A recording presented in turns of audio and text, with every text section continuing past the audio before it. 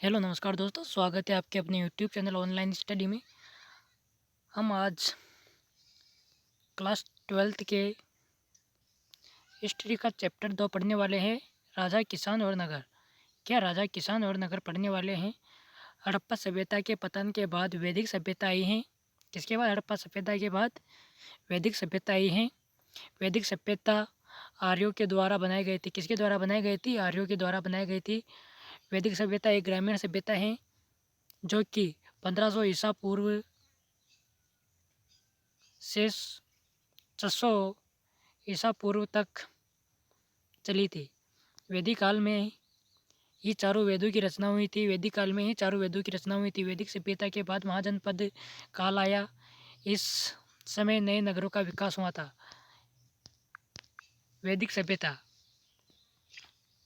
वैदिक सभ्यता में आर्य लोग संस्कृत संस्कृत में 4 वेद होते हैं: ऋग्वेद, यजुर्वेद, सामवेद, अर्थवेद।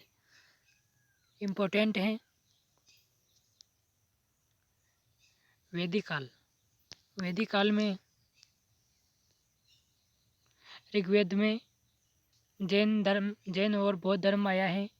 उत्तर वैदिक काल में मौर्य साम्राज्य की स्थापना नंद वंश के अंतिम शासक धनानंद को पराजित कर चंद्रगुप्त मौर्य साम्राज्य की नींव रखी गई थी।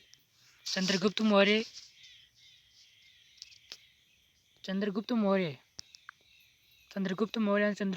का जन्म 340 ईस्वी पूर्व में पटना के बिहार जिले में हुआ था।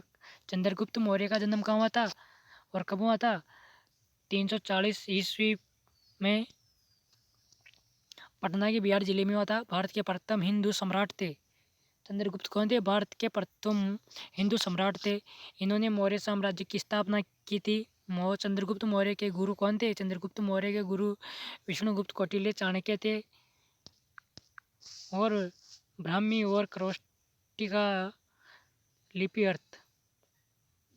1830 में ईस्ट इंडिया कंपनी के बाद अधिकारी जेम्स प्रिंसेप ने ब्राह्मी और क्रोष्टी लिपियों का अर्थ निकाला था। ब्राह्मी और क्रोष्टी लिपियों का प्रयोग शुरू के अभिलेखों में सिक्कों पर किया गया था। किस पर किया गया था? सिक्कों पर किया गया था। जेम्स प्रिंसेप को द्वारा बात पता चल गई थी। ज़्यादातर अभिलेखों पर सिक्कों पर प्रियदस्ती राजा के नाम पर लिखा गया था।